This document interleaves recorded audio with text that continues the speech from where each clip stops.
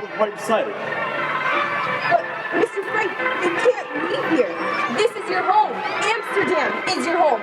Your business is here waiting for you. And now that the war is over, I can't stay in Amsterdam. There's too many memories here. The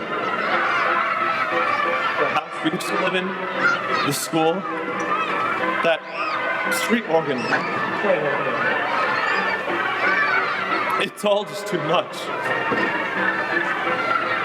I'm not the same person they used to know. I'm a bitter old man. I'm sorry. I shouldn't speak to you that way after all that you've done for us. The suffering that you... There wasn't suffering. You can't say that we had suffered. No. I know what you and Mr. Crowley did for us. I'll never forget it. Here, come. Mr. Frank, did you see? There's more papers here. We found them in a heap of rubbish on the floor after you left. Burn them. But Mr. Frank, there are letters, notes. Burn them. All of them. Burn this one.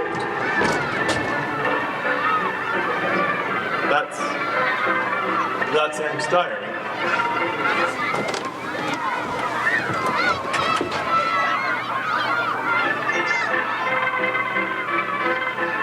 Monday, 6th of July, 1942. 1942. Is it possible? It was only 3 years ago. Dear Diary, since you and I went through great friends, I decided to tell you a little bit about myself. My name is Anne Frank. I'm 13 years old.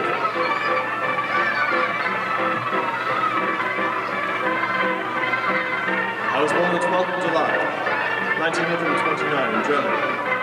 Since my family is Jewish, we emigrated to Holland when we came to power. My father started a business importing spice and herbs. Things went well for us until 1940. Then, the war came in the Dutch. Defeat, followed by the arrival of the Germans. Then things got very bad for the Jews. You could not do this, and you could not do that. They forced father out of his business. We had to wear yellow stars. I had to turn in my bike. I couldn't go to a Dutch school anymore. I couldn't go to the movies, or ride in an automobile, or even on a streetcar, and a million other things. But somehow, we children still managed to have fun. Yesterday, father told me we were going into hiding. Where, he wouldn't say. At 5 o'clock this morning, mother woke me and told me to hurry and get dressed. I was to put on as many clothes as I could. It would look too suspicious if we walked along carrying suitcases. It wasn't until we were on our way that I learned where we were going. Our hiding place was to be upstairs, in the building where father used to have his business. 3 other people were coming in with us. The Van Dans and their son, Peter. Father knew the Van Dans, but we had never met them.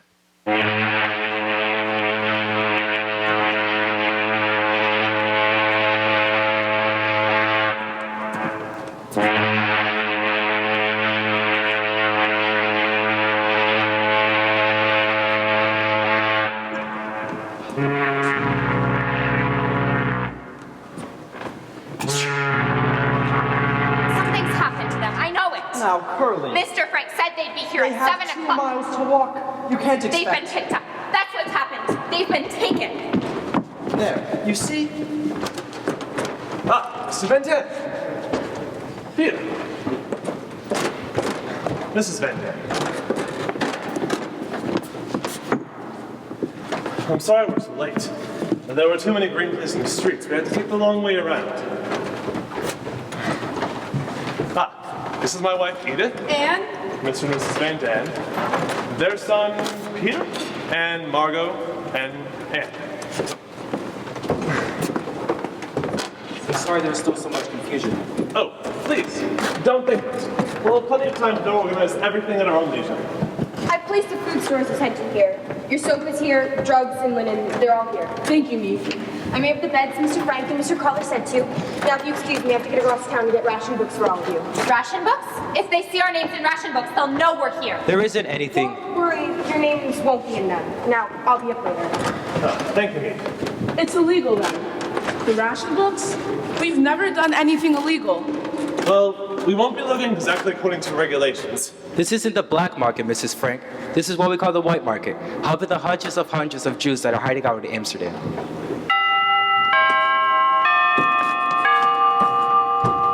It's the Worcester Touring. I must go. I must be downstairs in the office before the workmen arrive. Me, Barai, or both of us will be up here each day to bring you news, food, and find out what your needs are. Tomorrow, I'll bring you a better boat for the door. It needs a boat that you can just open and throw yourself in only at a signal. Yes. Did you tell them about the noise? I'll tell them. Goodbye then for the moment. I'll be up here for the work. How can we thank you? I never thought I'd live to see the day where a man like Mr. Frank will have to go into hiding.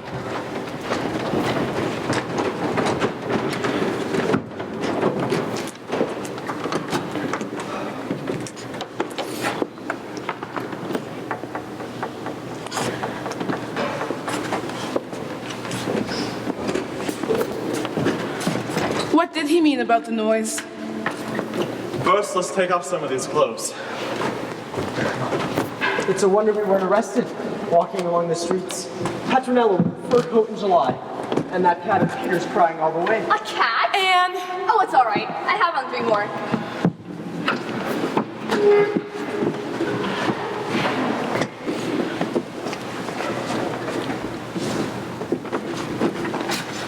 Now, about the noise. While the men are in the building below, we must have complete silence. Every sound can be heard down there, not only in the workrooms, but in the offices as well.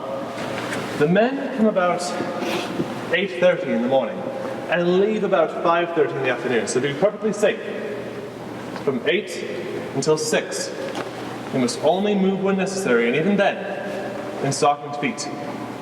We must not speak above a whisper. We cannot run any water. We cannot use a sink, or even, forgive me, the washroom. I'm sorry, but the pipes run through the workrooms. It would be heard. No trash.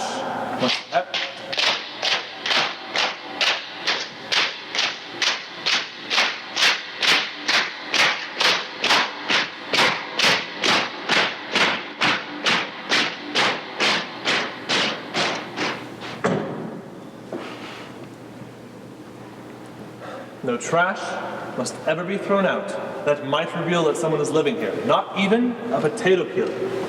Everything must be burned in the stove at night. This is how I must live, if we're to survive until it is over. until it is over. Yes, until it is over. After 6, we can move out. We can talk and laugh and play just as we would at home. And now, I do believe it would be best if we were all settled before 8.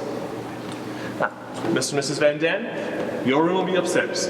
I'm sorry to tell you, but there's no room up there for Peter. But it'll be here, near us. This room will be our common room, where we'll talk and read and eat. And where will you and Mrs. Frank sleep? This room is also our bedroom. No, that isn't right. You sleep upstairs and we'll sleep down here. Please. I've thought this out for weeks. This is the best arrangement. It's the only arrangement. Never can we thank you. I don't know what we would have done if it hadn't been for Mr. Frank. Well, you don't know how your husband helped me. When I first came to this country, I didn't know the language or what to do. And he gave me guidance. I can never pay him for that. Here, may I help you take your things? No. Come along, Leafia. You'll be all right, Peter? You're not afraid? Please, Mother. Here, you two must have some rest, Edith. You didn't sleep at all last night. Nor you, Margot. I slept, Father. Wasn't that funny? I knew it was the last night in my own bed, and yet I slept soundly. We can always straighten things up. Here, you two will rest here for the time being. Are you sure? I could help, really. Anne hasn't even had her milk. I'll give it to her. Are you sure you're not tired, Anne? I'm fine. I'm going to help Father. Peter, I'm glad you're to be with us. Yes, Mrs. Frank.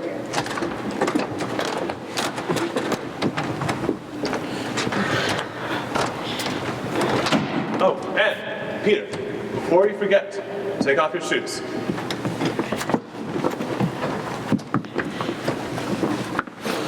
What's your cat's name? Mushy. Mushy. I love cats. I have one. A darling little cat. but they made me leave her behind. I left some food and a note for the neighbors to take care of her. I'm going to miss her terribly. What is yours? A him or a her? He's a Tom. He doesn't like strangers. Then I'll have to stop being a stranger, won't I? Is he fixed? Huh? Did you have him fixed? No. Oh, you ought to have him fixed, to keep him from fighting. Where did you go to school? Jewish secondary. But that's where Margot and I go. I never saw you around. I used to see you sometimes. You did? You're always in the middle of a bunch of kids. Why didn't you ever come over? I'm more of a lone wolf. What are you doing? Taking it off. But you can't do that. They'll arrest you if you'll go out without your star. Who's going out? Why, of course. You're right. Of course we don't need them anymore. I wonder what our friends will say when we don't show up today. I didn't have dates with anyone. Oh, I did. I had a date with Jopi this afternoon to go play ping pong at her house. Do you know Jopi DeWall? No. Jopi's my best friend. I wonder what she'll think when she telephones and there's no answer. Probably she'll come over to the house. I wonder what she'll think. We left everything as if we'd suddenly been called away. Breakfast dishes in the sink, bed's not made. What are you going to do with yours? Burn it. It's funny. I can't get rid of mine. I don't know why. You can't throw away something they branded you with? Something they made you wear so that they could spit on you? I know, but after all, it is a Star of David, isn't it? Maybe it's different for a girl. Peter, we must find you a bed for your cat. You know, I'm actually quite glad that you brought it, and was very upset we had to leave hers behind. Here, will this do? Thank you. And this is to be your room. But I warn you, Peter, you cannot grow another inch, or else you'll have your feet hanging out of the skylight. Are you hungry? No. We have bread and butter No, thank you. for lunch. And then we'll have supper. But first we'll supper together. Here. Thank you. Thanks.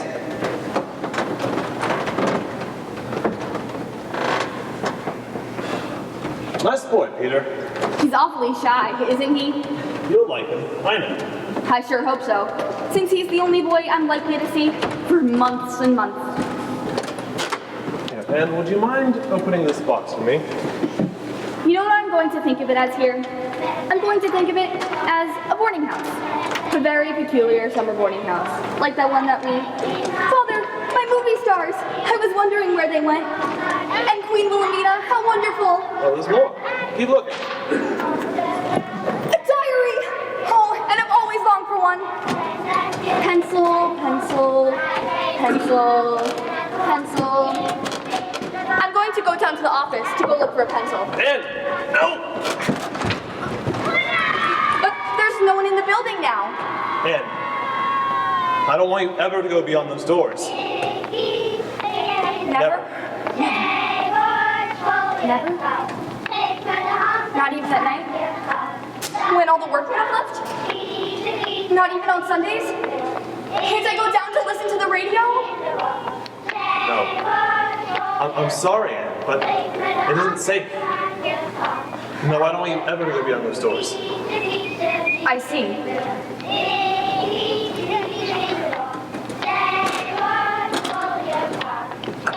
It'll be hard. I know. But remember this, Anne. There are no doors, no bolts, no locks anyone can put on your mind. And you can bring us books. We'll read history and poetry and mythology. Who's your In fact, living here might actually have some advantages for you. Do you remember that fight that you had with your mother on the subject of overseas? How you said you would rather die than wear them? Well, we can't quite wear overseas in here, can we? And that coat that you inherited from mine, so we wear it in here. And piano lessons. I hated those. I don't see a piano. Do you? Here, I tell you, life's just gonna be fine for you.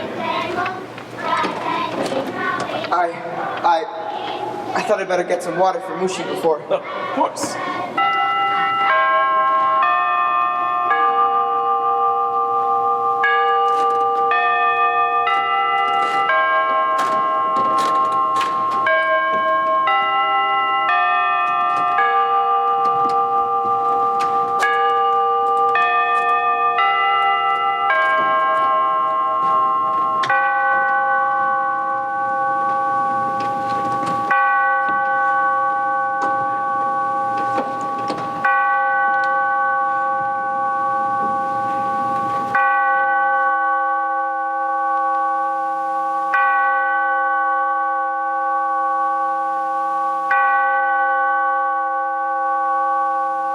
I expect I should be describing what it feels like to go into hiding, but I really don't know yet myself.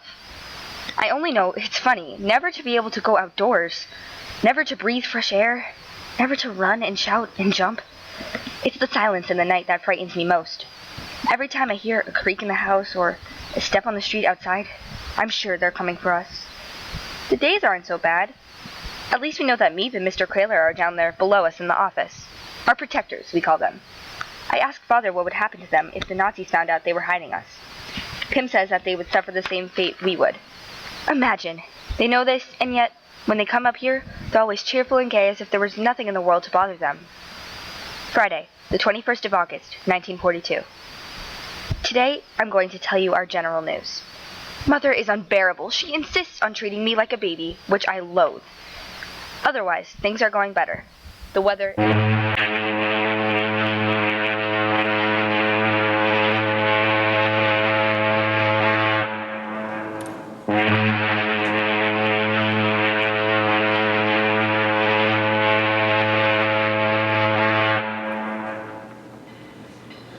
It is safe now. The workmen have left. Whee! And I'm first for the washroom.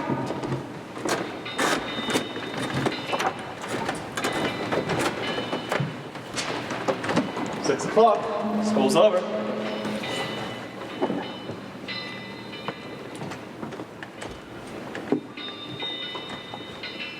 Have you seen my shoes?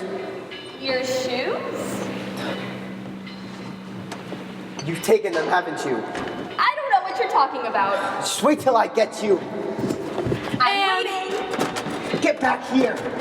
Haha. Gotcha. and Peter. Don't! No, stop it, Peter! Ouch! Where are you going, Peter? Come dance with me. I tell you I don't know how. I'll teach you. I'm going to give Mushi his dinner. Can I watch? He doesn't like people around while he eats. Peter, please. No!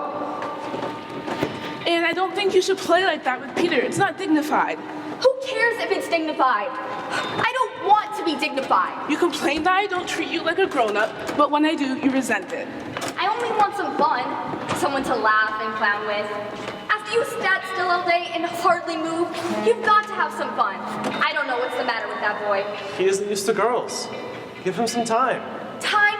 Isn't 2 months time? I could cry. Come on, Margot. Come dance with me. I have to help with supper. You know we're going to forget how to dance. When we get out of here, we won't remember a thing. Da-da, da-da, da-da, da-da, da-da, da-da, da-da, da-da, da-da, da-da, da-da, da-da. Next, where's Peter? Where would he be? He hasn't finished his lessons, has he? His father will kill him if he catches him in his room and his work not done. And get him out of there, will you? Da-da, da-da, da-da. Peter, Peter. What is it? Your mother says to come out. I'm giving Mushi his dinner. You know what your father says. For heaven's sake, I haven't seen him since lunch. I'm just telling you, that's all. I'll feed him. I don't want you in there. Peter. Give him his dinner and be right out, you hear?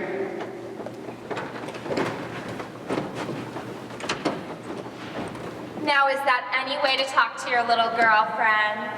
For heaven's sake, Mother, will you stop saying that? Look at him blush. Look at him. I'm not. Leave me alone, will you? He acts like it's something to be ashamed of. It's nothing to be ashamed of, to have a little girlfriend. You're crazy.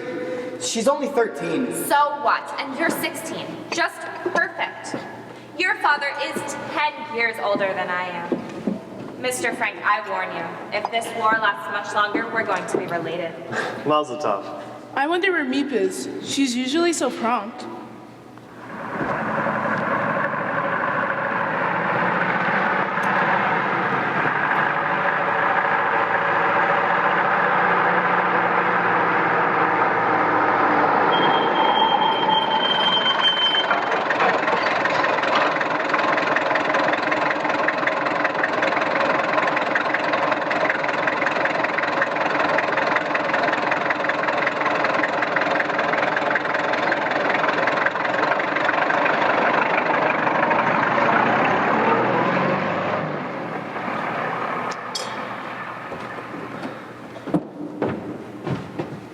Good evening, everyone. Forgive me if I don't stay. I have a friend waiting for me in there. My friend Tomcat.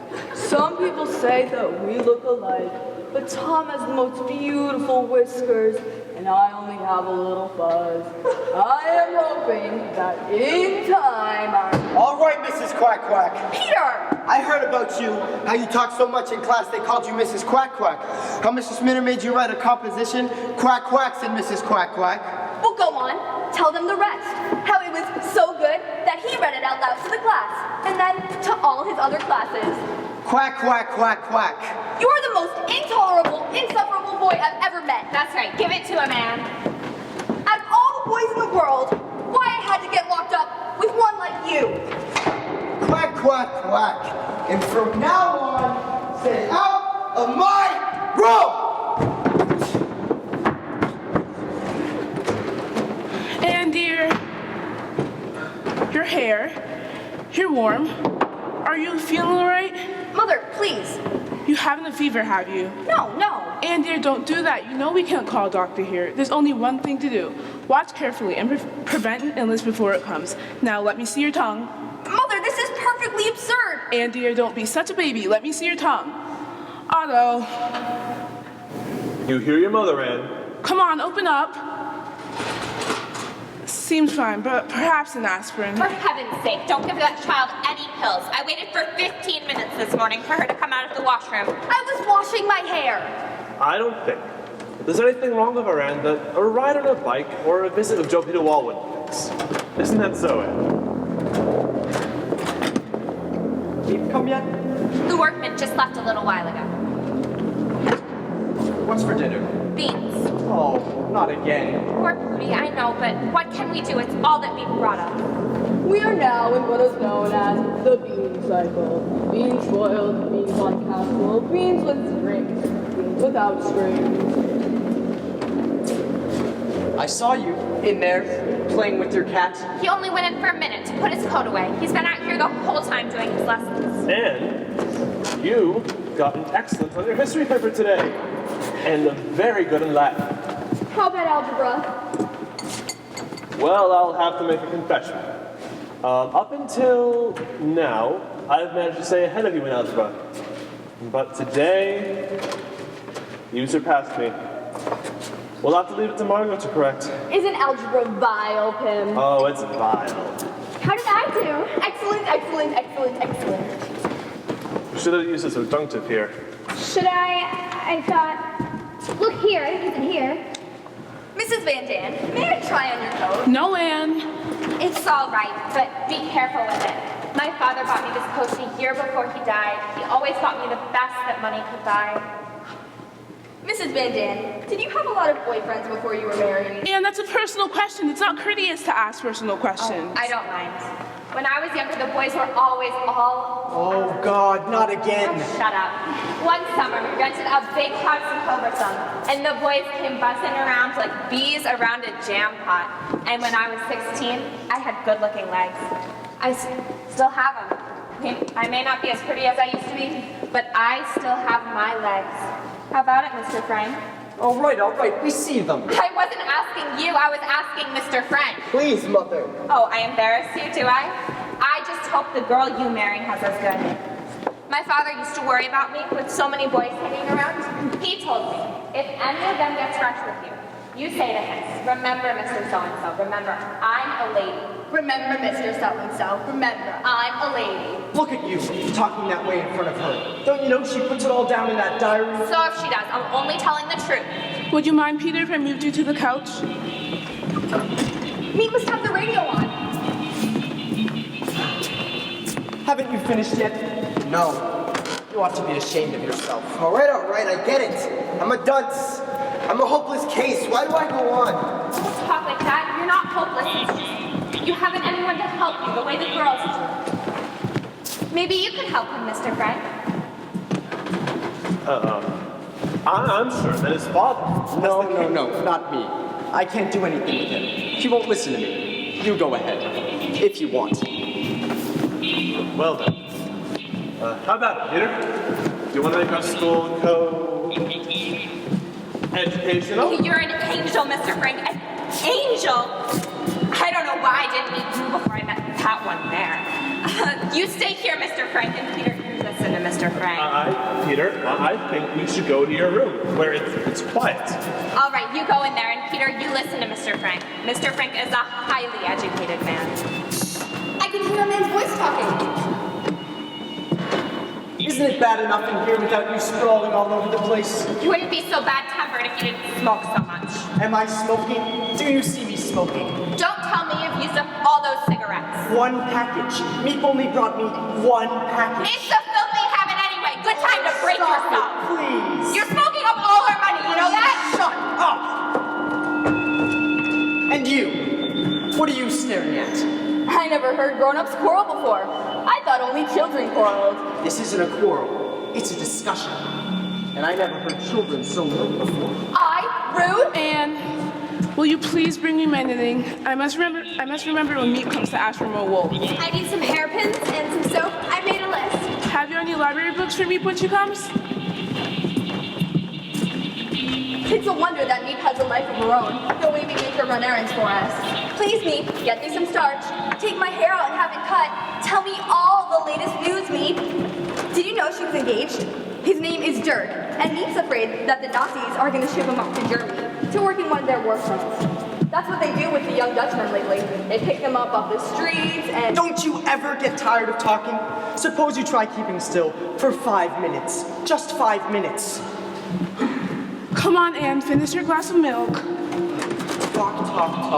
I never heard such a child. Where's my... talk? What are you looking for? My pipe. Have you seen my pipe? What good's a pipe? You haven't any tobacco. At least I'll have something to stick in my mouth.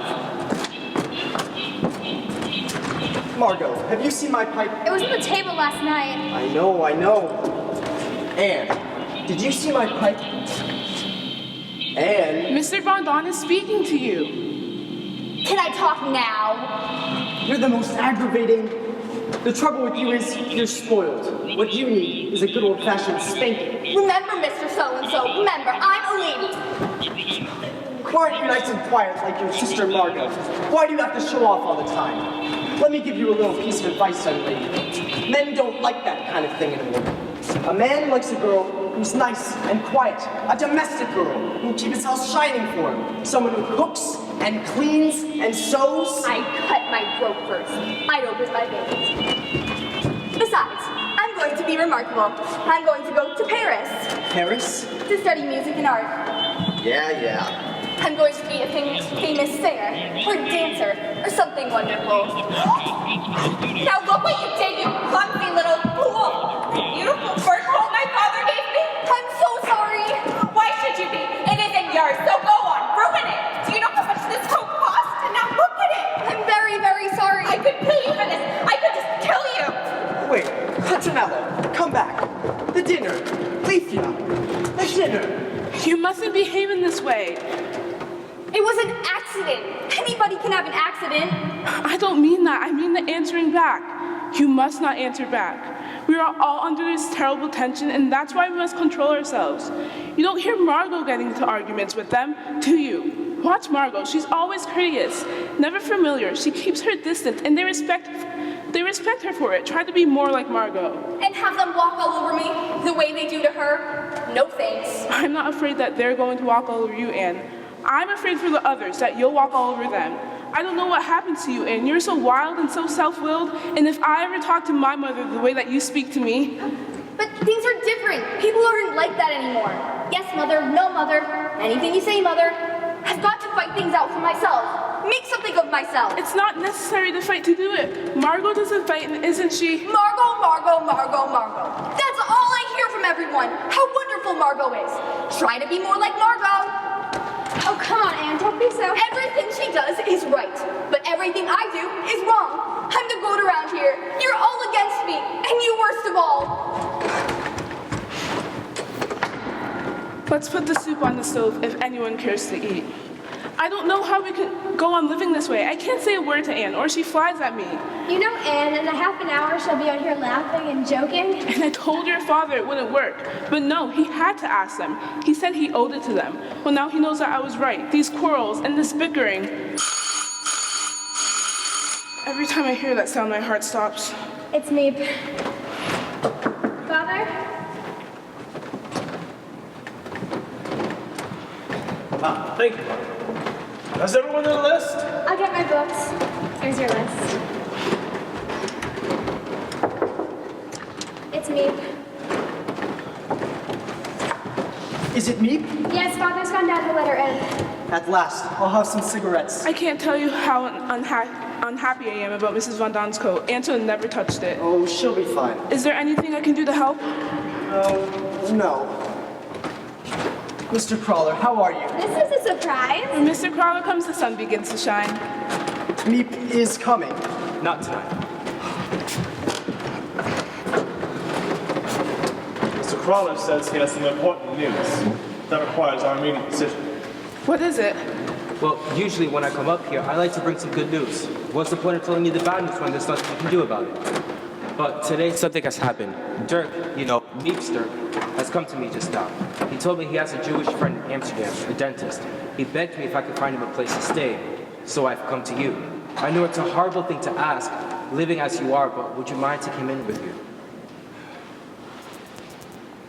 Yes, of course. It would only be for a night or two, so I can find him another place to stay. Well, where is he? Downstairs in the office. All right, bring him up. His name is Dussel, Jan Dussel. Dussel. I think I know him. I'll get him. All right.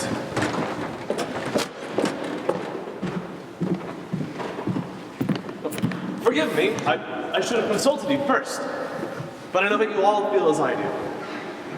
There's no reason for you to consult any of us. This is your place.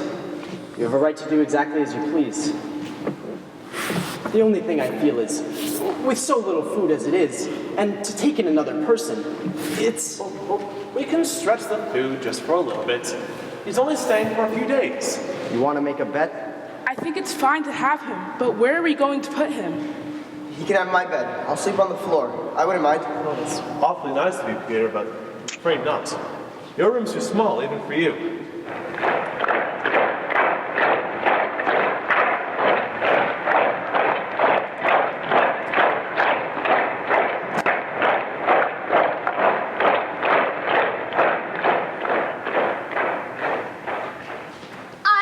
Better idea. I'll come in here with you and Mother. Margot can have Peter's old room, and Peter can come in here with Mr. Dussel. Yeah, we could do that. I'm afraid that won't work. Neither you nor Margaret shall sleep in that room. Mooshki's got some rats in there. Peter's brave, though. He doesn't mind. Then, how about this? I'll come in here with you and Mother, and Mr. Dussel can have my little bed. No, Margot will come in here with us, and he can have her bed. Margot, bring your things in here and help her. Why Margot? Why can't I come in here? Because it wouldn't be proper for Margot to sleep with a... Please don't argue. Here. And you don't mind sharing your room with Mr. Dussel for just a little bit, do you? No, of course not. Good. Where's the cognac? It's there, but I was saving it just in case of illness. This seems like a special enough occasion. Peter, would you mind helping me grab some glasses? What's happened? What's going on? Someone's moving in with us. In here? You're joking. It's only for a day or two until Mr. Crawler can find another place. Yeah. Oh, come in, Mr. Dussel. This is Mr. Frank. Mr. Otto Frank? Yes. May I take your things? This is my wife, Edith. Mr. and Mrs. Van Dam, their son Peter, and my daughters Margot and Anne. Thank you, Mr. Frank. Thank you all. Mr. Dussel, I'll leave you in good hands. Oh, what can I say to thank you? Mr. Crawler and me, they're our lifelines. Without them, we couldn't live. Please, make us sound unheroic. It's not that at all. We simply don't like the Nazis. We don't like anything about them. Oh, I know. No one's gonna tell us not to know what to do with our damn Jews. Pay no attention to Mr. Frank. I'll be up here tomorrow to check that they're treating you well. Don't trouble again, come down. Peter will bolt the door after me, won't you, Peter? Yes, sir. No. I've got it. Good night. Please, Mr. Dussel, have a seat. I must be dreaming. I can't believe my eyes. Mr. Otto Frank here? He's gone to Switzerland then? A woman told me. She said She said she went to his house. The door was open. Everything was in order. Dishes in the sink. She said she found a piece of paper in the wastebasket with an address scribbled to Zurich. She said you must have escaped to Zurich. Father put that there purposely, just so people would think that very thing. And you've been here all this time? All this time, ever since July. It worked, Pim. The address you left. Mr. Dussel says that people believe we actually escaped to Switzerland. Well, I'm glad. So let's have a drink to celebrate, Mr. Dussel. You wouldn't mind passing things out. Sure. Mr. Dussel? Mrs. Van Dam? Mother? Edith? Thank you. Mr. Van Dam? And Father. myself. To Mr. Dussel, in the hopes that it... Welcome. We're honored to have you with us. To Mr. Dussel, welcome. That was good. Did Mr. Crawler warn you won't have much to eat in here? You can imagine. 3 ration books between the 7 of us. And now you make 8. Mr. Van Dan, you don't realize they should have warned me of a thing like that.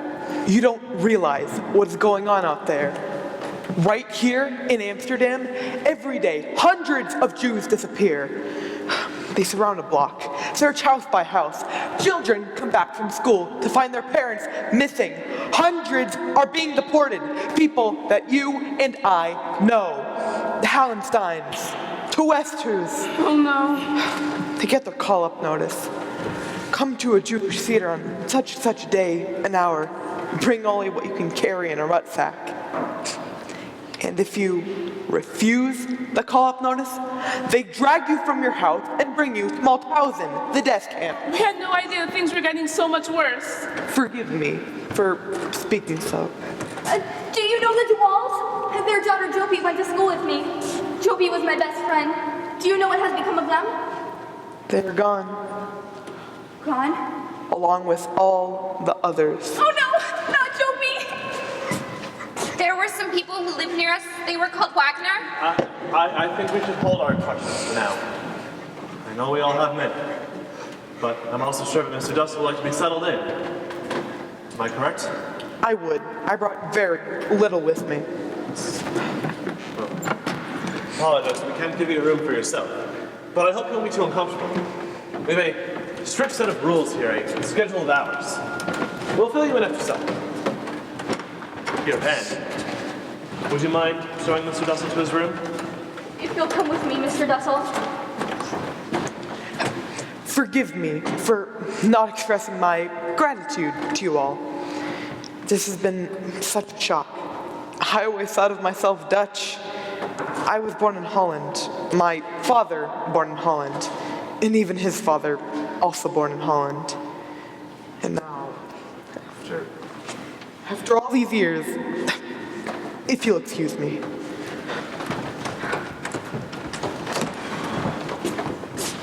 Well, here we are. The news is so much different than what Mr. Crawler tells us. Mr. Crawler says things are getting better. I like it better the way Crawler tells it.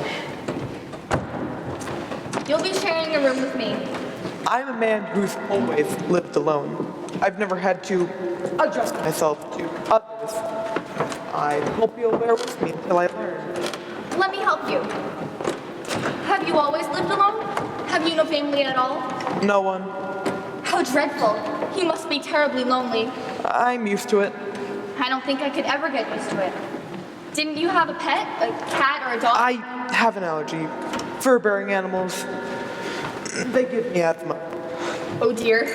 Peter has a cat. Here? Yes, but we hardly ever see it. He keeps it in his room all the time. I'm sure it will be all right. Let us hope so. That's Margot's bed, where you're going to sleep. I sleep over here. We cleared these off for your things. The best part about this room is you can look down and see a bit of the street and the canal. There's a houseboat. You can just see the end of it. A barge man lives there with his family. They have a baby, and he's just learning how to walk. And I'm so afraid that he's gonna fall into the canal someday. I watch him, and... Your father spoke of a schedule? Yes. It's mostly just the times we have to stay quiet. And for the washroom. You can use it now if you'd like. No, thank you.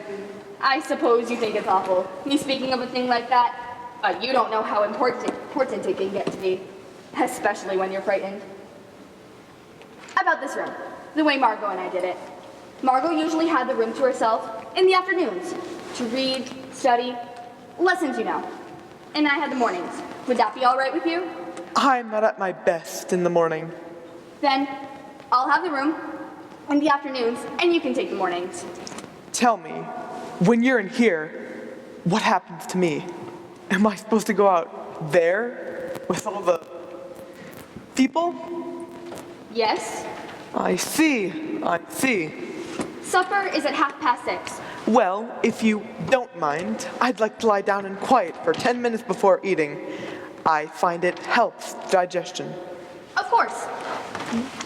I hope I'm not too much of a bother to you. I seem to get everybody's back up here. I am always very good with children. My patients all bring me their children because I know how good I am with them. So you don't have to worry of a thing like that. Thank you. Thank you, Mr. Russell. And yesterday, I finished Dissy Marksvelt's latest book. I think she is a first-class writer. I shall definitely let my children read her. Monday, the 21st of September, 1942. Mr. Dussel and I had another battle yesterday. Yes, Mr. Dussel. According to him, nothing, I repeat, nothing is right about me. My appearance, my character, my manners. While he was going on at me, I thought, sometime I'll give you such a smack that you'll fly right up to the ceiling. Why is it that every grown-up thinks he knows the way to bring up children? Particularly the grown-ups that never had any. I keep wishing Peter was a girl instead of a boy. Then I would have someone to talk to. Margot's a darling, but she takes everything too seriously. To pause for a moment on the subject of Mrs. Van Daan. I must tell you that her attempts to flirt with Father are getting her nowhere. Pim, thank goodness, won't play.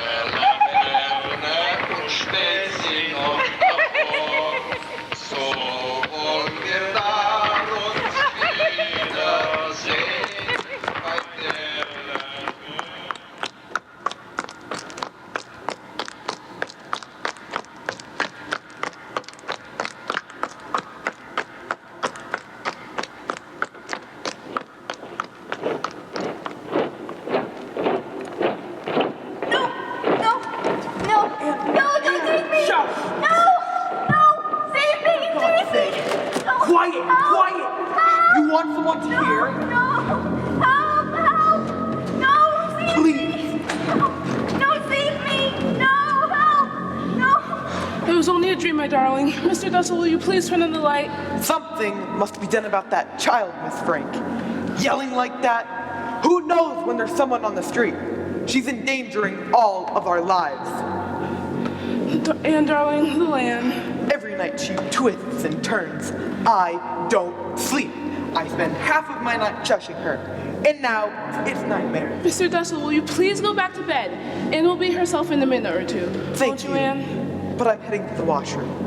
I find it that there is the only place where there's peace in this house. What is it? What's happened? A nightmare. She was having a nightmare. I thought someone was murdering her. Unfortunately, no. It's okay. Go back to sleep. Would you like some water? Was it a bad dream? Perhaps if you told me. I'd rather not talk about it. Poor darling. You try to sleep then. I'll sit right here beside you until you fall asleep. You really don't have to do that. But I'd like to, really. I'd rather you didn't. Good night, then. Are you sure there's not anything else you need? Could you please ask Father to come? Of course.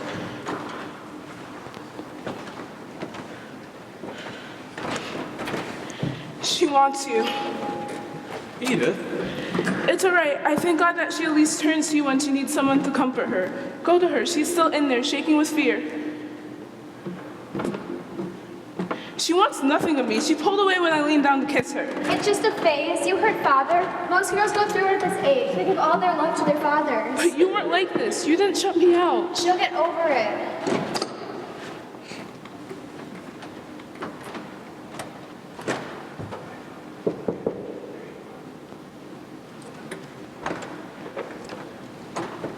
Oh, Pim! I dreamed they came to get us. The Green Police. I dreamed they broke down the door and grabbed me and tried to drag me out the way they did to Joking. Here. I want you to take this pill. What is it? It's something to quiet you. Would you like me to read to you? No, just stay here for a minute. Tell me, was I awful? Did I yell terribly loud? Do you think anyone outside could have heard? No. Lie quietly now. Try to sleep. I'm so disappointed in myself. I'm such a coward. I think I'm all grown up. I think I've faced my fear. And then something happens, and I come running to you like a baby. I love you, Father. I don't love anybody but you. Annalyn. It's true. I've been thinking about it for a long time. You're the only one here that I love. I'm happy to hear you say that you love me, but I'd be happier if you told me that you loved your mother as well. She needs you so much right now. She needs your love. She doesn't understand me. Every time I try to explain my views on life to her, she asks me if I'm constipated. Anne, you hurt her very much just now. She's crying. She's in there crying. I can't help it. I only told the truth. I didn't want her in here. Oh, Pim, I was horrible, wasn't I? And the worst of it is, I can look at myself doing it and know it's cruel, and yet I can't stop doing it. What's the matter with me? Tell me, and don't say it's just a phase. Help me. There is so little that we as parents can actually do to help our children. The most we can do is try to set a good example, point the way. The rest you must do yourself. You must build your own character. I'm trying. Really, I am. Every night before I go to sleep, I think back over all the things I did that day that were wrong. Like putting the wet mop in Mr. Dussel's bed. And this thing now with Mother. I say to myself, that was wrong. I make up my mind, I'm never going to do that again. Never. Of course, I may do something worse, but at least I'll never do that again. I have a nicer side, Father. A sweeter, nicer side. But I'm afraid to show it. I'm afraid that people are going to laugh at me if I'm serious. So the mean Anne comes to the outside and the good Anne stays on the inside. And I keep trying to switch them around. Have the good Anne outside and the bad Anne inside. And be what I'd like to be and might be. If only. The air raids are getting worse. They come over day and night. The noise is terrifying. Pim says it should be music to our ears. The more planes, the sooner will come the end of the war. Mrs. Van Daan pretends to be a fatalist. What will be, will be. But when the planes come over, who's the most frightened? No one else but Petronella. Monday, the 9th of November, 1942. Wonderful news. The Allies have landed in Africa. Pim says that we can look for an early finish to the war. Just for fun, he asked each of us what was the first thing we wanted to do when we got out of here. Mrs. Van Daan longs to be home with her own things. Her needlepoint chairs, the Bechstein piano her father gave her, the best that money could buy. Peter would like to go to a movie. Mr. Dussel wants to get back to his dentist's drill. He's afraid he's losing his touch. For myself, there are so many things. To ride a bike again, to laugh till my belly aches, to have new clothes from the skin out, to have a hot tub filled to overflowing and wallow in it for hours, to be back in school with my friends.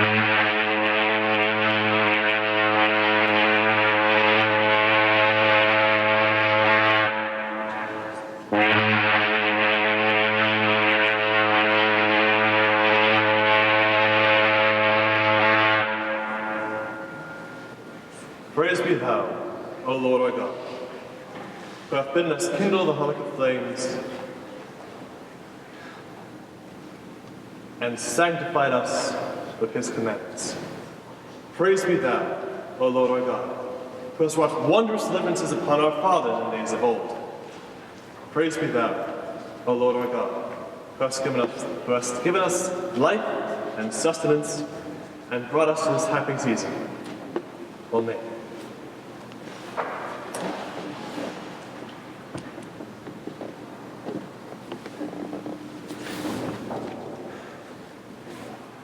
We kindle these Hanukkah flames in remembrance of the heroic deeds wrought by the Maccabees 2,000 years ago. They fought against tyranny, against oppression, and against indifference, and they brought our temple back to us. Let us remember to look to God when it cometh our help. Amen. Amen.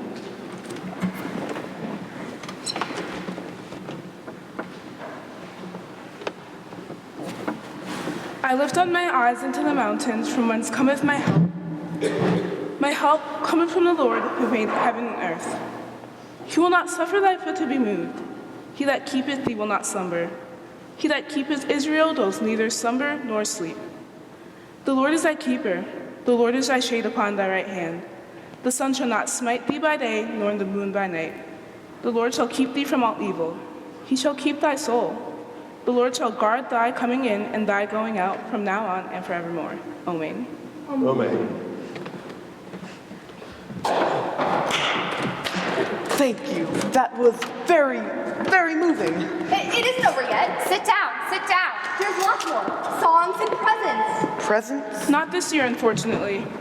But always on Hanukkah. Everyone brings presents. Everyone. Like our St. Nicholas Day. No. No, not like your St. Nicholas Day. What kind of a Jew are you who don't know Hanukkah? I remember particularly the candles. First, on the first night, we have one candle like we have tonight, and then the second night, we have 2 candles, the third night, 3 candles, and so on until you have 8 candles burning.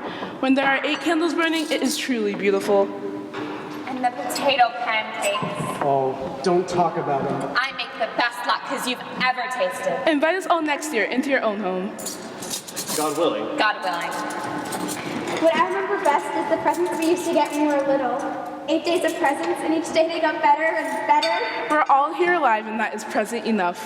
No, it isn't. I've got something. What is it? Presents. Presents? L'chaim. Where'd you go? Well, yes, actually. If you wouldn't mind. Thank you.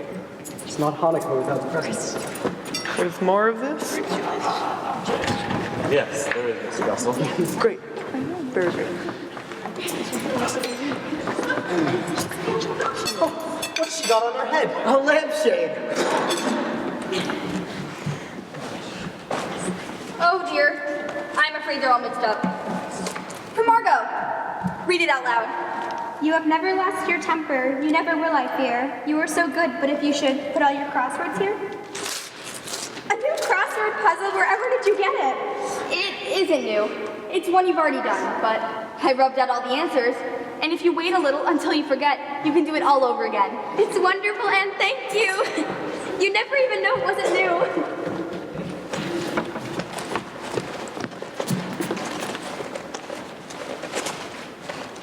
Mrs. Van Dam? I feel so awful. I haven't anything for anyone. I never thought. This was all Anne's idea. What is it? It's hair shampoo. I mixed the odds and ends of soap with the last of my perfume. Oh, Anne.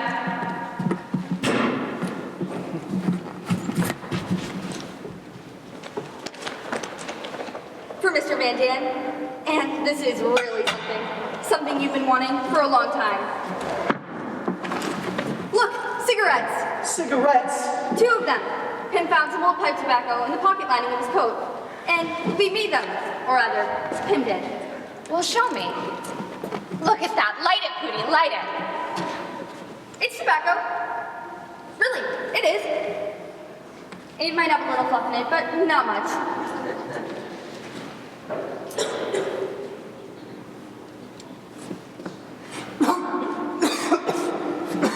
They work.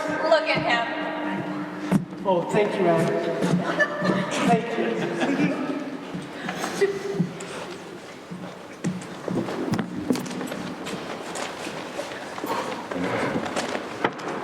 For Pim. Anne, I wasn't supposed to have a present.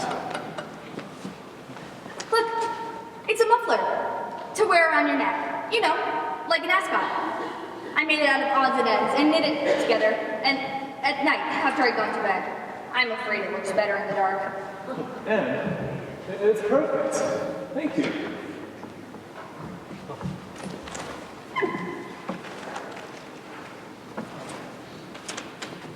For Mother. Hanukkah greeting. Here's an IOU I promise to pay. 10 hours of doing whatever you say. Signed, Anne Frank. 10 hours of doing what you're told? Anything you're told? Yes. I wouldn't want to fill that one, Miss Frank. Never. This is the most precious gift I've ever received.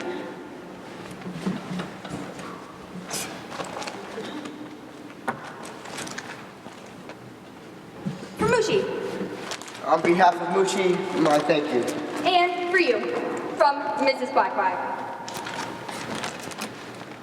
Well, open it. Aren't you going to open it? I'm scared to. I just know something's gonna jump out and hit me. Oh, it's nothing like that. Really.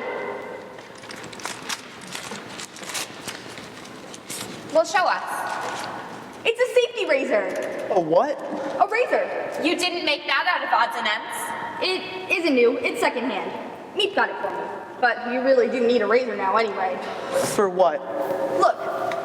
On his upper lip. You can see the beginning of a mustache starting to form. For that? Try to put some milk over it and let the cat get off. You think you're so funny, don't you? Look, he can't wait. He's going to try it. You're going to give Mushi his present. Oh, Mushi, Mushi, Mushi.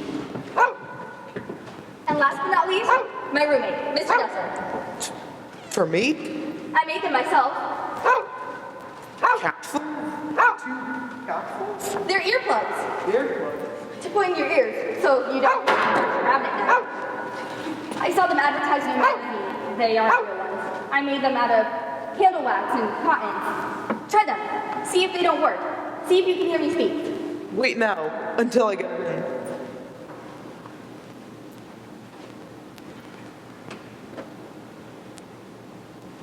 So... Are you ready? Huh? Are you ready? Oh, good God, they've gone inside. I can't hear a thing. I can't get them out.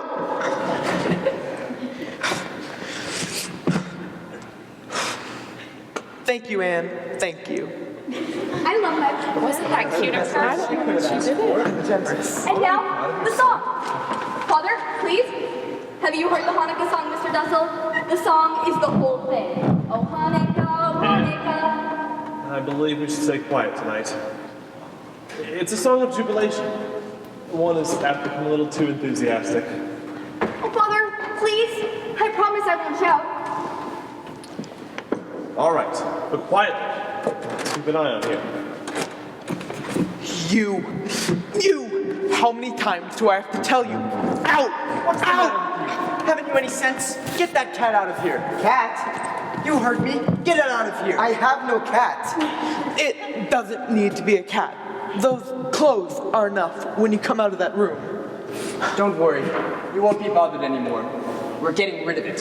Finally, you listen to me. Oh, it's not for you. That's all in your mind anyway. I'm doing it because I'm sick of seeing that cat eat all of our food. That's not true. I only give him bones. Scraps. Oh, don't tell me. He eats better than any of us. Damn cat looks fatter than any of us.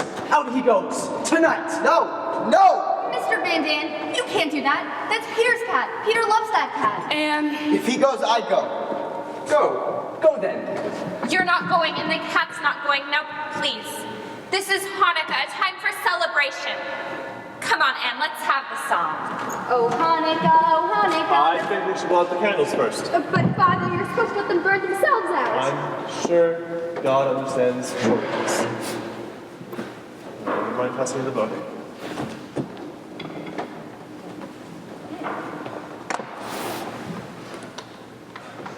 Praise be thou, O Lord our God, who hast given us sustenance and permitted us to partake in this joyous festival. Amen. Amen.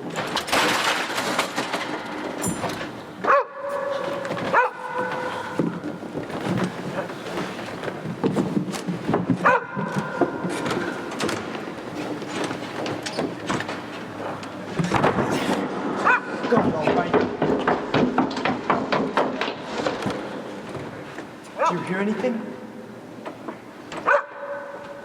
No, I think they've left. It's the Green Police. They found us. If it was the Green Police, they wouldn't have gone. It's the Green Police. They've gone to get help. That's all. They'll be back. Or it could be the Gestapo, looking for papers. Or a thief, just looking for money. We have to do something quick, before they come back. There isn't anything to do. Just wait. Water, somebody please get some water. No one is running water. If they found us, they found us. Get some water. I'm going downstairs. Don't go, Father. It could be a trap. It is Saturday. We're not going to know anything until either me and Mr. Crowler come up here on Monday. I'm going downstairs. Don't go, Father. Margot, stay close to me. Quiet. Hootie, where's our money? I hear you can buy the Green Police off so much ahead. Quick, get her. Do you want to just wait here for them to come back? Do you want to get dragged off to a concentration camp?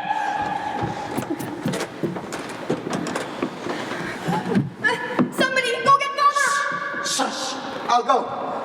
Haven't you done enough? Mr. Van Dam, will you please go get Father? Quiet. I lift up my eyes into the mountains, from whence cometh my help. My help cometh from the Lord, who made heaven and earth. He will not suffer thy foot to be moved. He that keepeth thee will not slumber.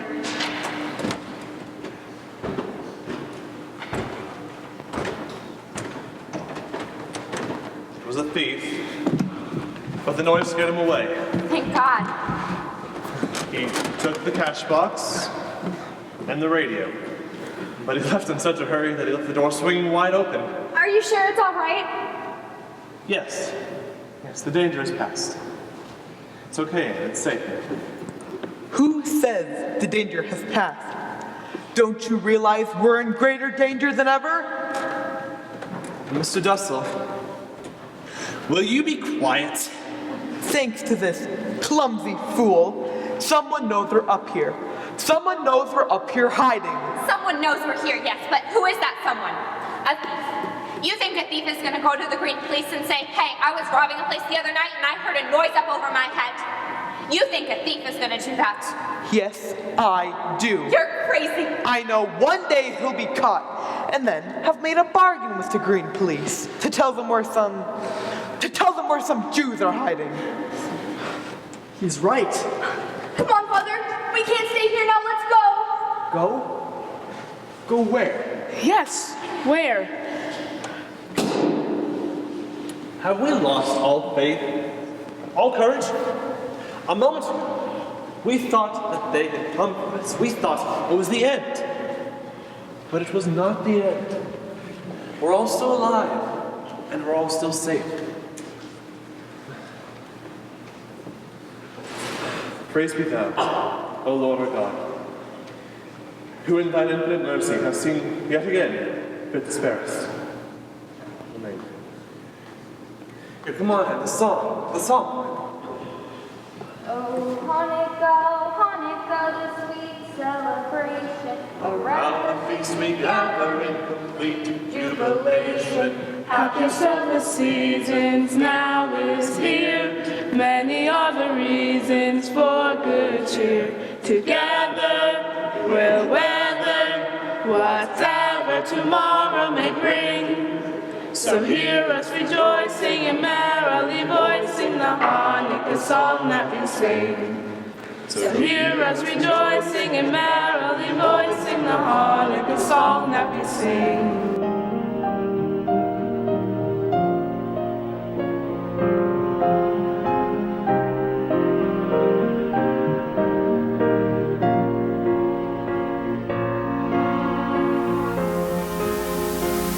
Saturday, the 1st of January, 1944. Another new year has begun, and we find ourselves still in our hiding place. We have been here now for 1 year, 5 months, and 25 days. It seems that our life is at a standstill. We are all a little thinner. Van Dan's discussions are as violent as ever. Mother still does not understand me, but then I don't understand her either. There's one great change, however, a change in myself.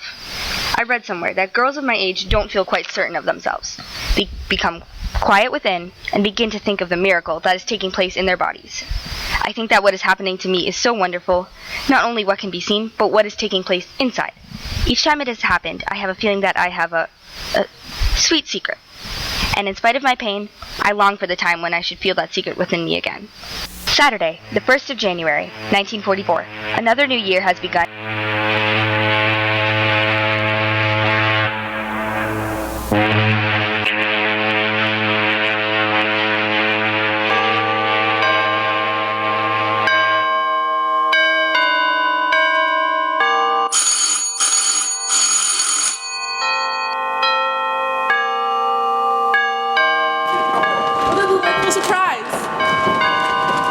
To bring you New Year's greetings. You shouldn't have. You should have some time to yourselves. Don't say that. It's so wonderful to see them. I can smell the wind and the cold on your clothes. There you are. How are you, Margot? Feeling any better? I'm fine. We filled her with every kind of pill so she won't cough and make noise. Well, hello, me, Mr. Crawler. With my hope for peace in the new year. Have you seen Mushi? Have you seen him anywhere? Peter, I've asked everyone in the neighborhood if they've seen a great cat, but they said no. Sorry. Everyone, come look what Meep's brought for us. A cake! A cake? I'll go get some twigs. Thank you, Meep. You shouldn't have. You must have used all your sugar rations for weeks. Cake? It's been ages since I even saw a cake. Not since you brought us one last year on New Year's. Remember? I'll never forget you had peace in 1943 written on it. Peace in 1944. It has to come sometime, you know.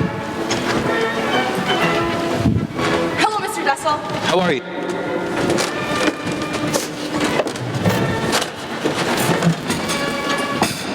Here's the knife. Now, how many of us are there? Oh, none for me, thank you. No thanks. Oh, but you must. I couldn't. Good. That leaves 1, 2, 3, 7 of us. 8. 8. It's the same number it always is. I left Margot out. I take it for granted she won't eat any. Why wouldn't she? I think it won't harm her. All right, all right. And please, let Miss Frank cut the cake. What's the It difference? isn't Miss Frank's cake, me. It's for all of us. I'm just saying she divides things better. What are you trying to say? Forget it. No, I want an answer. I give everyone exactly the same, don't I? Yes. Everyone gets exactly the same. Except Mr. Van Dan always gets a little bit more. That's a lie. She always cuts the same. Please. Do you see what little sugar cake goes to us? It goes right to our heads. Here you are then. Thank you. Are you sure you won't have any? No, really, I have to be going in a minute. Maybe Mushi went back to our house. They say that cats. Do you think you could, if you ever get over there? The first minute I get, I'll try, Peter, but I'm afraid with him now gone a week. Make up your mind already. Someone has had a nice big meal from that cat. This is delicious, Meep. Delicious. Works your luck to get a girl who make like this. Speaking of, I have to run. Dirk's taking me to a party tonight. Oh, how wonderful. Remember now what everyone is wearing and what there is to eat, so you can tell us tomorrow. I'll give you a full report. Goodbye, everyone. Before you go, I have something to show you. Hootie, what is it? Hootie, where are you going, Hootie? What's wrong? Father says he's gonna sell her coat. She's crazy about that old fur coat. Is it possible? Is it possible for someone to be so silly as to worry about a fur coat in a time like this? It's none of your darn business, and if you say one more thing, I'll take you and I mean it! Out! No, that isn't yours. You have no right. You didn't give that to me. My father gave me that. Just a Give that little back. discussion over the advisability of selling this coat. As I have often reminded Mrs. Van Dan, it's very selfish of her to keep this when there are so many outside in such desperate need of clothing. So, if you could sell it should fetch a good price. And could you get me some cigarettes? It doesn't matter what kind they are. Get all you can. I'll try. I'll get as many as I can. Now, goodbye, everyone. Goodbye. Now, are you sure you won't have any cake, Mr. Crawler? No, I better not. What did the doctor say? How are you feeling? I haven't been today. Now, Mr. Caller. Oh, I tried, but it's very hard getting to doctors nowadays. They're also busy. Last week, I finally managed to get one over the phone, and you know what he said over the phone? Stick out your tongue. I have some documents here. I'd like to go over them with you. Of course. If we could go downstairs in the office, forgive me. I won't keep him but a minute. What's happened? Something's happened, hasn't it, Mr. Crawler? No, really, I just want your father's advice. Something's gone wrong, I know it! If it's something that concerns all of us, then we should all hear it. But the children. What they'll imagine is worse than anything in reality. It's a man in the storeroom. Carl, I don't know if you remember him, 50, heavy-set, nearsighted. He was from Utrecht. That's the man. A couple of weeks ago, I was in the office, and he came in and closed the door behind him. He asked me, how's Mr. Frank? What do you hear, Mr. Frank? I said there were only rumors that you were in Switzerland. He said he heard this too, but I meant something else. I didn't pay any attention, but then a thing happened yesterday. He brought me some invoices for me to sign. As I was going through them, he was staring at the bookcase that hides your door. He said he thought he remembered a door there. Wasn't there a door there that leads to the loft? Then he asked for more money, 20 more guilders a week. Blackmail. Blackmail. That's very modest for blackmail. That's just the start. You know what I think? He was the man who was down here that night. He's the man who knows we're up here. How was it? What did you say? I said I had to think about it. I don't know, should I take the chance on firing him or should I pay him money? For God's sake, don't fire him. Pay him what he asks. How much is it really that he's asking for? I mean, what are they paying nowadays? He can get that in the work, and this is not a work plan. Mind you, I don't know if he really knows or not. Offer him half. Then we'll know if it really is blackmail. And if it is, we still have to pay. Whatever he asks, we have to pay. And we'll decide that when it comes to that point, Mr. Dustin. This may all be my imagination. You get to a point these days when you just suspect anything from anyone, a word, a look. I found myself. The telephone? What does that mean? The telephone ringing on a holiday? That's my wife. I'll tell them to be in the office. They'll call me when she got out of church. I'll often have them. We'll hope for the best. Goodbye, Mr. Curtis.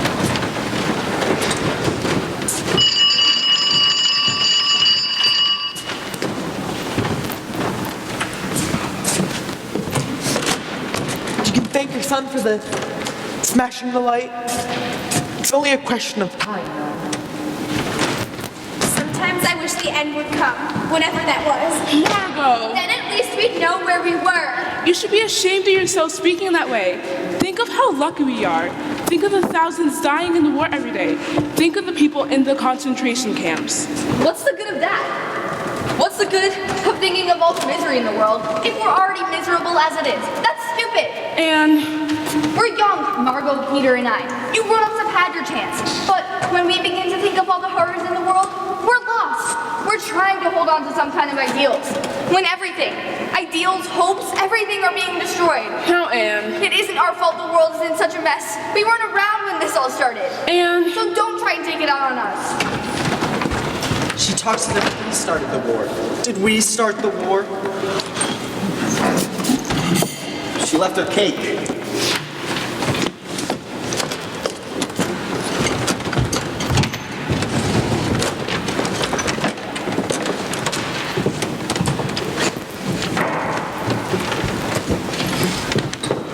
You left this. I thought you were fine just now. You know just how to talk to them. You know just how to say it. I'm no good, especially when I'm mad. That Dussel, when he said that about Mushi, somebody eating him, all I could think is, I wanted to hit him. Give him such that's what I used to do when there was an argument back at school. That's what I used to. But here, and an old man like that, it wouldn't be so good. You're making a big mistake about me. I do it all wrong. I say too much. I go too far. I hurt people's feelings. I think you're just fine. What I want to say is, if it weren't for you around here, I don't know. Do you mean it, Peter? Do you really mean it? I said it, didn't I? Thank you, Peter. You've got quite the collection. Wouldn't you like some in your room? Heaven knows you spend enough time in there, doing heaven knows what. It's easier that way. An argument breaks and I just duck away in there. You're lucky. Having a place to go to, his lordship is always here. I hardly ever get a minute alone. So, when they started on me, I can't duck away. I have to stand there and take it. You gave some of it back just now. I get so mad. They form their opinions about everything. When we're still trying to find out. We have problems that no children our age have ever had. And just as soon as we think we solve them, something comes along, and bang, we have to start all over again. At least you've got somebody you can talk to. Not really. I can never discuss anything serious with Mother. She doesn't understand. Father's all right. I can talk to him about everything. Everything but one thing, Mother. He simply won't talk about her. I don't think you can really be intimate with someone if they hold you back, don't you? I think your father's fine. Oh, he is, Peter, he is. He's the only one here that gives me the feeling that I have any sense. Well, anyway, nothing can take the place of school, or friends your own age, or near your age, can it? I suppose that you miss your friends and all. It isn't just... You know what's funny? Here, we've been seeing each other for every minute, for more than a year and a half. And this is the first time we've ever really spoken. It helps a lot to have someone to talk to. It helps let off a lot of steam. Well, if you ever need to let off some steam, you can always come into my room. I can get up an awful lot of steam. You want to be careful how you say that. It's fine with me. Do you mean it, Peter? I said it, didn't I?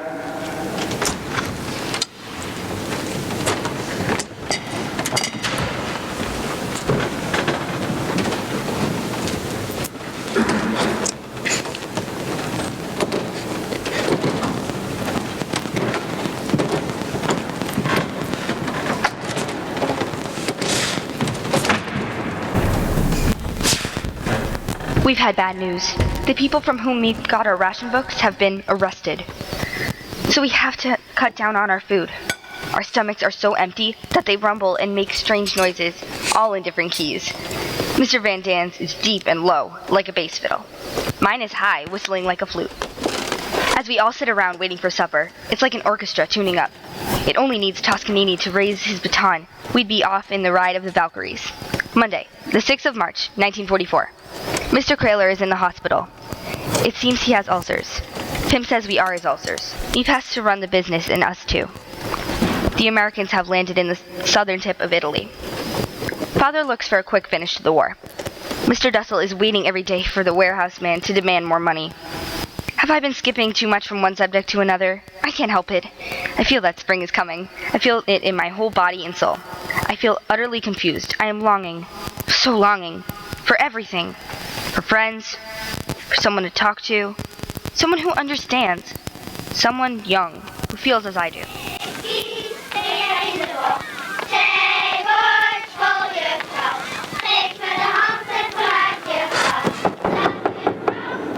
No, Mr. Dussel, I am not dressed yet. How does this look? Fine. You didn't even look. Of course I did. I said it's fine. Margot, tell me, am I terribly ugly? Oh, stop fishing. No, tell me. Of course you're not. You have nice eyes and a lot of animation and... A little vague, aren't you? Come in, Mother. Mr. Dussel's impatient to get in here. Heavens, he gets the room to himself for the entire day. You're not going again to see Peter, are you? That is my intention. But you already spent a great deal of time in there today. I was in there exactly twice. Once to get the dictionary, and then for 3/4 of an hour before supper. Aren't you afraid you're disturbing him? I have some intuition. Then may I ask you this? Please don't shut the door when you go in. You sound like Mrs. Van Dam. I don't mean to suggest anything wrong. I only wish that you wouldn't expose yourself, that you wouldn't give Mrs. Van Dam the chance to be unpleasant. Mrs. Van Dam doesn't need the opportunity to be unpleasant. But everybody's on edge, and the same with Mr. Crawler. I'm sorry, Mother. I'm going into Peter's room. I'm not going to let Petronella Van Dam spoil our friendship.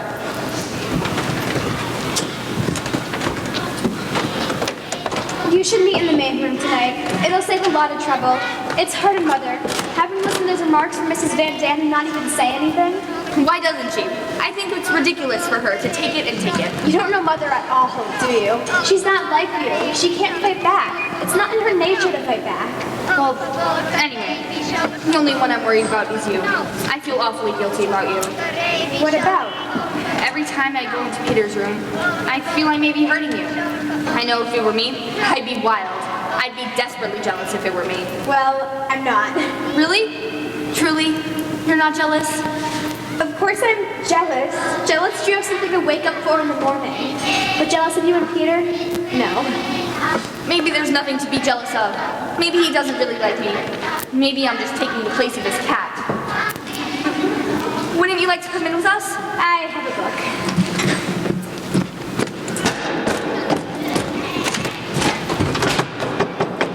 Will you please let me in my room? Just a minute, dear Mr. Dussel. Well, here I go, off to run the gauntlet.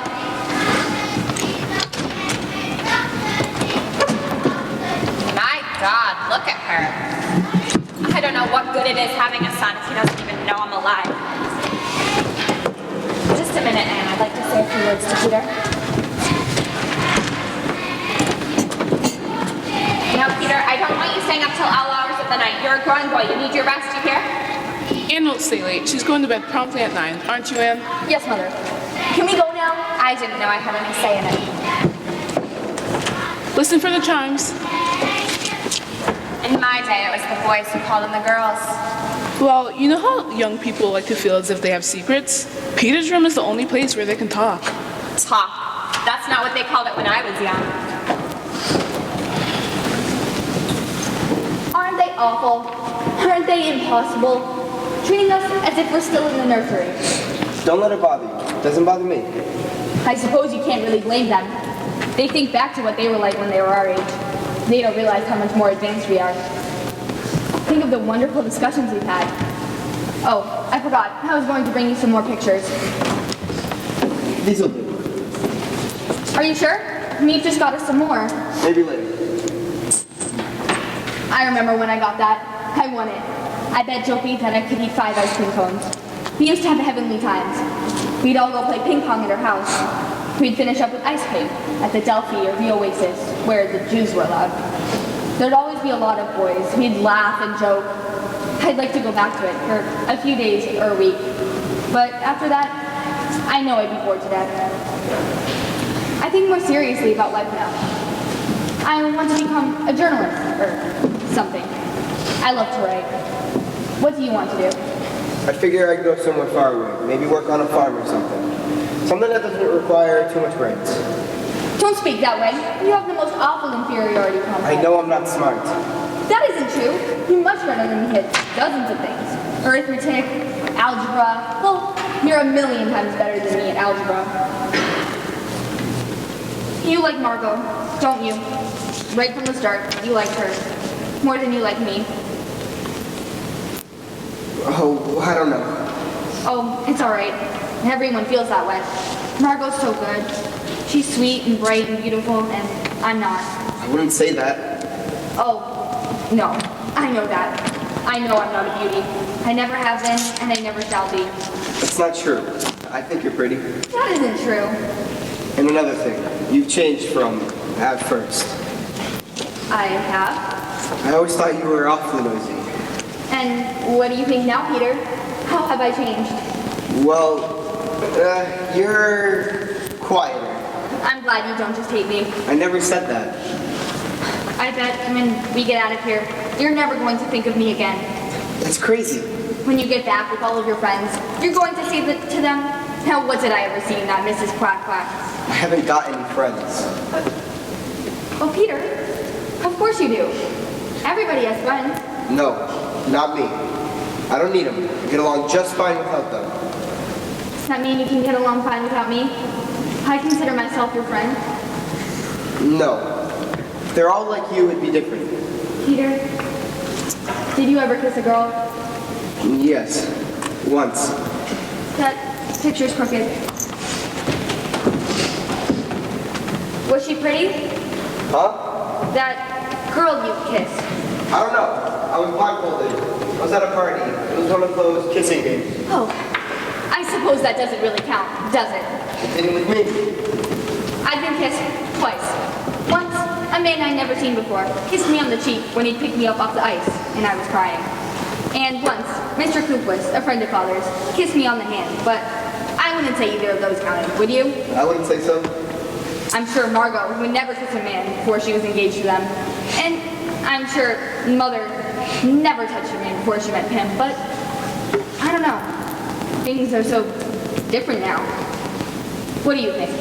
Do you think a girl can kiss a man before she was engaged to them? It's so hard to think what to do when the world is falling apart around your ears. You don't know what's going to happen tomorrow, and, well, what do you think? I suppose it depends on the girl. Some girls, everything they do is wrong. Other girls, I don't find it necessarily wrong with them. I always thought that when two people... Nanako, I have to go. That's right. You won't let them stop you from coming? No. Sometime I might read my diary. There's a lot in it that I would like to discuss with you. There's a lot about you. What kind of thing? Some of it I wouldn't want you to see. I used to think you were nobody the way you thought of me. Well, did you change your mind about me the way I changed my mind about you? Well, you see,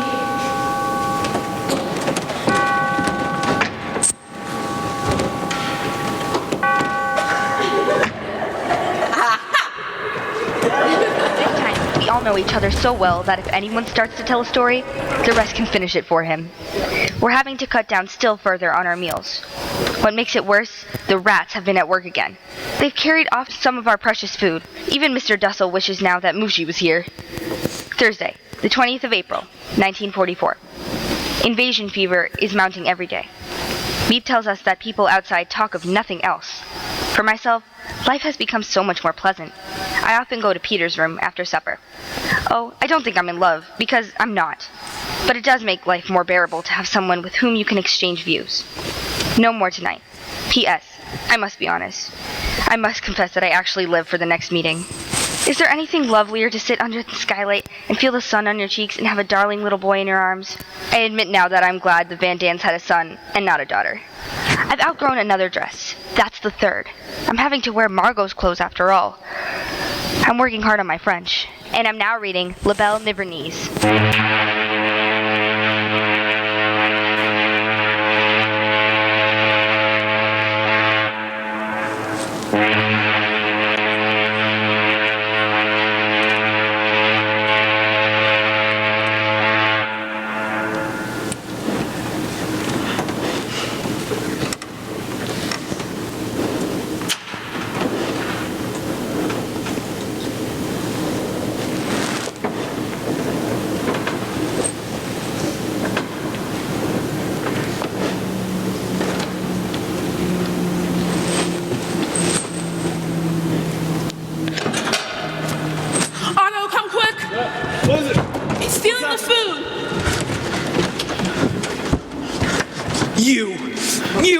Give me that! Mr. Dussel!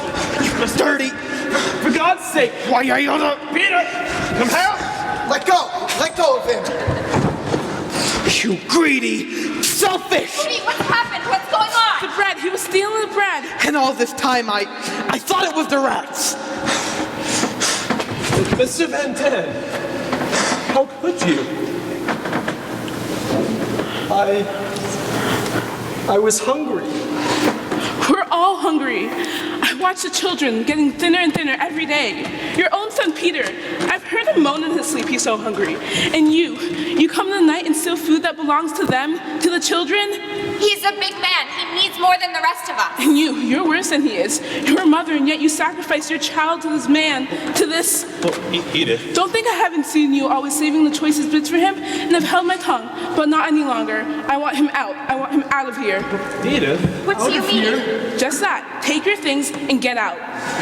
You're speaking in anger. You can't mean what you're saying. I mean exactly that.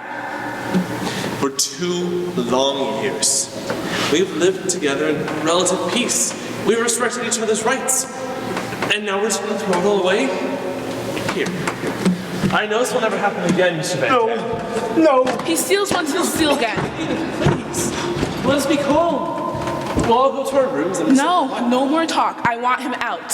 You'd put us out on the streets? There are other hiding places. A cellar, an attic, and we have no money left even to pay for that. I'll give you money. I'll give you money out of my own pocket, and I'll give it gladly. Mr. Frank, you told Booty you could never forget what he did for you when you moved to Amsterdam. You said you could never repay him for what he did my husband owes any obligation to you, he's paid it over and over again. Edith, I've never seen you like this. I don't know you. I should have spoken long ago. You can't be nice to some people. There would have been plenty to eat if you hadn't come in here, Mr. Oh, we don't need the Nazis to destroy us. We're destroying ourselves. Give this to me, and she'll find you a place. Mother, you're not putting Peter out. Peter didn't do anything. No, of course not. When I say the children, I mean Peter too. If my father goes, I must go. Father? He's no father to you. He doesn't know what it means to be a father. I couldn't stay. I wouldn't feel right. Very well then, I'm sorry. No! Peter, no! I don't care about the food. They can have mine. I don't want it.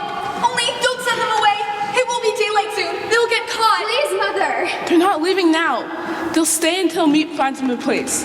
But one thing I insist on, he must never come down here again. He must never come down to this room where the food is stored. We'll divide it here in equal share for each. You can cook it and bring it to him. Oh, no. No, we haven't sung so far that we're going to fight over a handful of rotten potatoes. Mr. Frank, Mrs. Frank, Anne, Margot, Peter, Mr. Van Daan, Mrs. Van Daan, myself. At this hour? It must be trouble. Mr. Frank, Mrs. Frank, Anne. I pray that when I come back up here, I don't see anything like this. Margot. Stop it! Stop it! Peter, Mr. Van Daan, Mrs. Van Daan, myself. You're giving all the big ones to yourself. Look at the size of this one and this Mr. one. Frank, Mrs. Frank, Anne, Margot, Peter. Did you hear what I said? Did you hear what I said, everyone? The invasion has begun. The invasion. The invasion? Where? They said they landed on the coast of Normandy early this morning. The British? The British, French, Dutch, Americans, Norwegians, all of them. Over 4,000 ships. Churchill spoke and so did Eisenhower. D-Day. D-Day's what they call it. Yes. At last, I'm going to tell Mr. Collins is better than any blood transfusion. Here, wait. Did they say what part of Normandy? Or where did they land? Normandy. That's all I know. And I'll be back as soon as I hear more. Thank you. Invasion.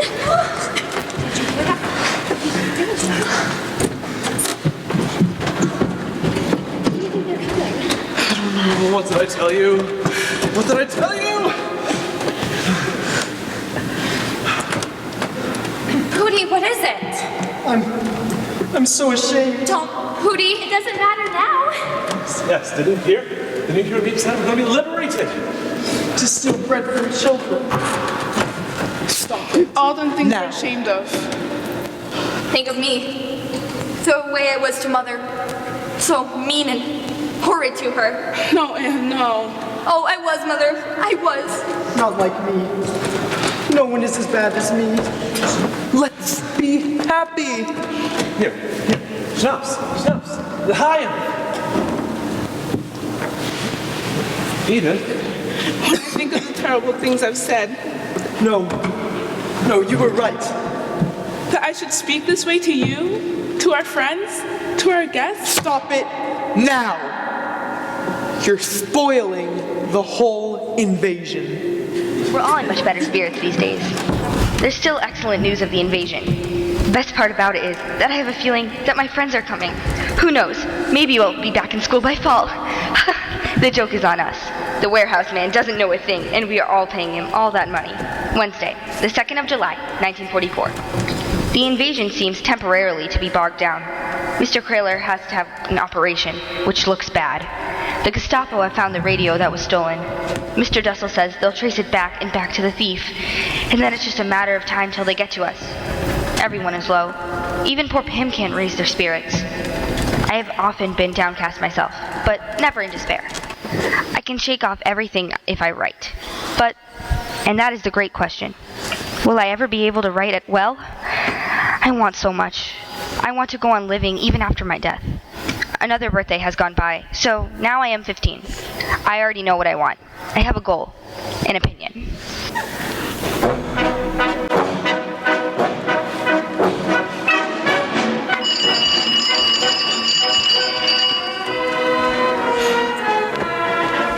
There it goes again, the telephone. Mr. Frank, do you hear? Yes, I hear. But this is the third time. The third time in quick succession. Stop. You're wasting your breath. It must be a signal. He's trying to warn us of something. Please. Something has happened here, Mr. Frank. For 3 days now, Meep hasn't been to see us. And today, not a man at work and not a sound in the building. Perhaps it's Sunday. We may have lost track of the days. You, with the diary there. What day is it? I don't lose track of the days. I know exactly what day it is. It's Friday, the 4th of August, and not a man at work. I tell you, Mr. Crawler's dead. That's the only explanation. He's dead, and they've closed down the building, and Meep's trying to tell us. She would never telephone us. For God's sake, Mr. Frank, I beg you, answer that. No. Just pick it up and listen. You don't have to say anything. Just listen. See if it's me. Please, just answer it. No. I've told you both. No.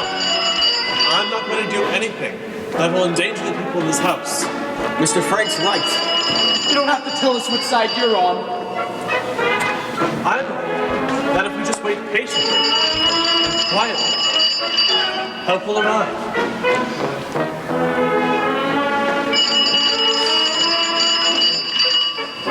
I'm going down. Cecil.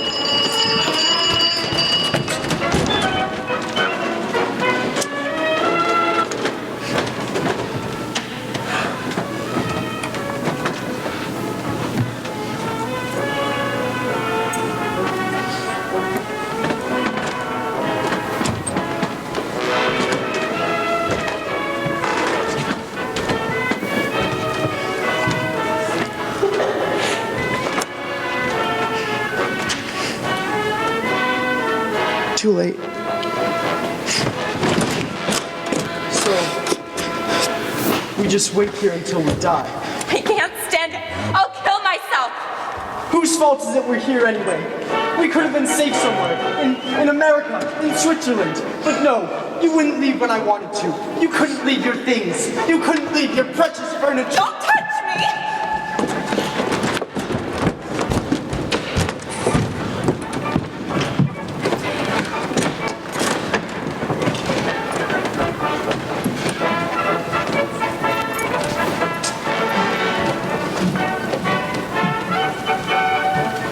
Look at the sky, Peter. Little one of the day. Aren't the clouds beautiful? You know what I do when I feel I can't stand to be cooped up here for another minute? I think myself out. I think myself a walk in the park where I used to go at 10. Where the daffodils and the violets and the crocus grew down the slopes. You know the best part about thinking yourself out? You can have it any way you like. You can have the violets and the roses and the chrysanthemums all blooming at the same time. It's funny, I used to take it all for granted, but now I've gone crazy, thinking about nature. Haven't you? I've just gone crazy. I think if something doesn't happen soon, if we don't get out of here, I can't stand much more of this. I wish you had a religion, Peter. No thanks. Not me. Oh, I don't mean you have to be orthodox and believe in heaven and hell and purgatory, but just have some religion. It doesn't matter what, just to believe in something. When I think of all that's out there, the trees, flowers, the seagulls, the dearness of you, Peter, of the people we know, me, Mr. Collar, Dirk, the vegetable man, all risking their lives for us every day. When I think of the good things, I'm not afraid anymore. I find myself in God, and That's fine, but when I think, I get mad. Look at us, heading up for 2 years, not able to move. Got here like, waiting for them to come and get us. And all for what? I know it's terrible trying to have any faith when people are doing such horrible, but you know what I sometimes think? I think the world is going through a phase the way it was with Mother. It will pass. Maybe not for hundreds of years, but someday. In spite of everything, I still believe that people are really good at heart. I want to see something now, not 1,000 years from now.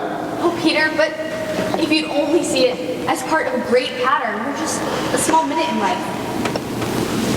Listen to us, going at each other like a couple of stupid grown-ups. Look at the sky now, Peter. Isn't it lovely? You know what I do when I feel I can't stand to be cooped up here for another minute?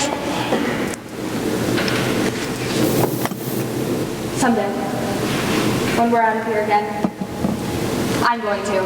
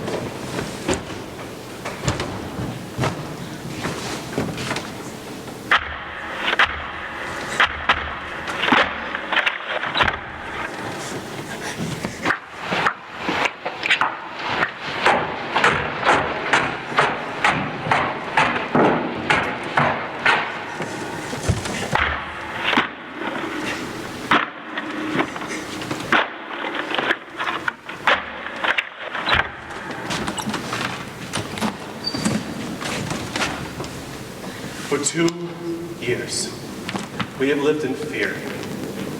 And now, we can live in hope.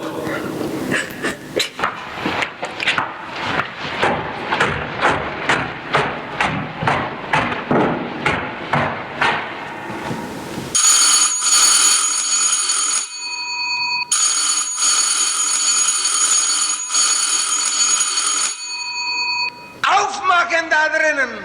Aufmachen! Schnell! Schnell! Machen Sie schnell, verdammte Schweinerei!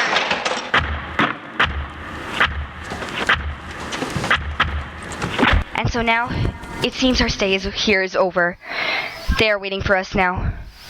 They've allowed us 5 minutes to get our things. We can each take a bag and whatever it will hold of clothing. Nothing else. So, dear diary, that means I must leave you behind. Goodbye for a while. P.S. Please, Meep or Mr. Krayler or anyone else, if you should find this diary, will you please keep it safe for me? Because someday, I hope.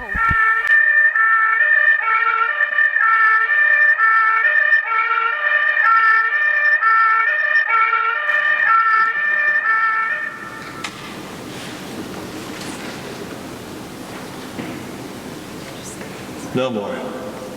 I'd gone out to the country to buy food, but when I got back, the block was surrounded by police. We made it our business to find out how they knew. Who was the thief? The thief who told them.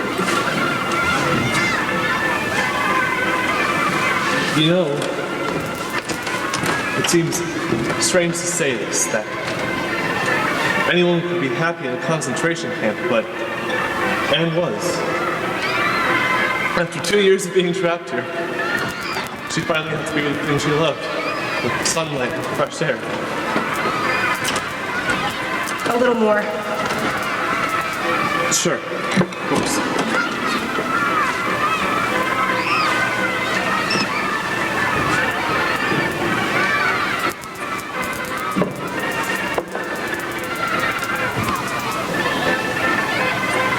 The news of the war was good. The British and the Americans were sweeping through France. We thought, for sure, they would get to us in time. In November, we heard we were being shipped to Poland. The men to one camp, the women to another. I was sent to Auschwitz, and they to Belgium. In January, we were freed. Those of us who were still left. The war wasn't still yet over, so they sent us here and there behind enemy lines. Each time our train would stop at a siding or a crossing, we'd get out and go group to group. Did you see my husband? My wife? My son? My daughter? That's how I found out about Edith and Margot and Peter and the Van Dans and Dussel. But Anne, I still hoped.